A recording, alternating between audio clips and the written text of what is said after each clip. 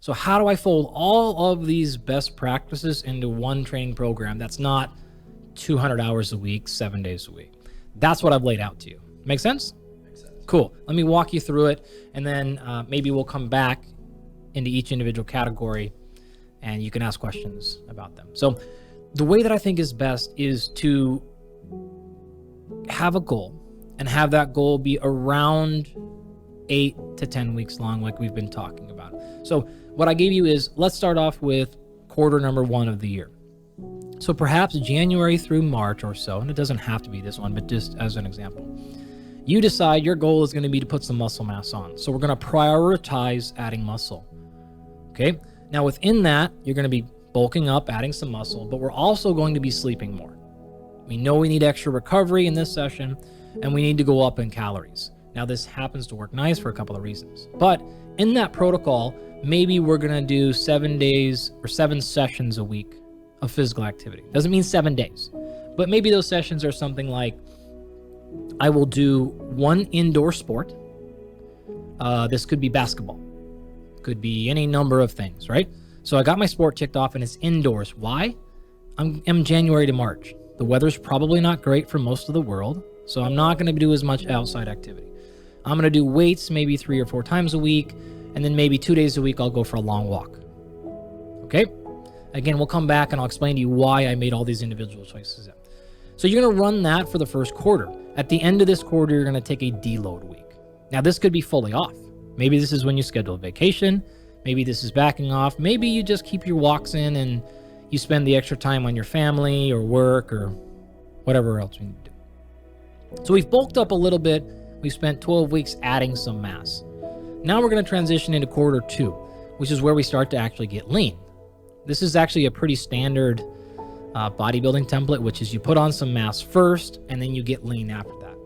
So now we're going to get lean from April to June. We're going to bring calories down a little bit. So now we're actually going to play in a hypocaloric state somewhat. The days tend to get longer. So we're going to have more time to spend in the sun. So we're going to shift a little bit from an indoor sport activity, like the example I said earlier was basketball, to maybe stand-up paddleboarding or some other thing where you're actually getting your sport done. You're reacting, you're using proprioception, but now you're getting that sun in there as well because you have a greater opportunity to actually do so, and the weather probably is going to cooperate with you more often than it would in, say, February. You're then maybe going to pick a fitness or an exercise class. Any number of routines where you're with multiple people. And then 2 days a week, in addition to that, you're going to maybe lift some weights. All right. So now we've added some muscle. Now we've got lean. And all of a sudden, we're actually looking pretty good for the summertime. Interesting, right? Quarter 3, July to September, we'll transition and we'll try to get into great cardiovascular shape. So we'll transition more into some high intensity interval type of stuff more frequently. We're going to maybe stay at maintenance calories now. We spent a little bit of time hyper, then we went hypo, and now we're going to go back to maintenance and keep along. We're going to continue to choose some outdoor sports, but maybe you change it up. Maybe you keep the same one. Maybe now we switch it out into golf, or now we pick up pickleball, or we play basketball, but now we just do it outside. Any number of things you can do, right? So maybe even we do a couple. Change it up. You do that twice a week. You're spending more time in the sun now. You're looking outside and you're seeing this great weather and you're not cooped up in a gym, but you're getting your physical fitness in. That's also going to be aiding in your high intensity or your interval, your conditioning, because you're doing more stuff like that rather than lifting in a gym. And then maybe you're actually going to do some track workouts. Maybe we'll do this on a bike, or we'll do some hill sprints outside, any number of things. And then we'll do that maybe twice a week, and then we'll still lift weights twice a week in our gym. The last quarter then is going to be October to December, and we're going to transition there into more pure cardiovascular fitness. Okay? Because we're doing that, we're going to be working harder. And remember, cardiovascular training is generally expelling much more calories than lifting. So we're going to actually go up in calories.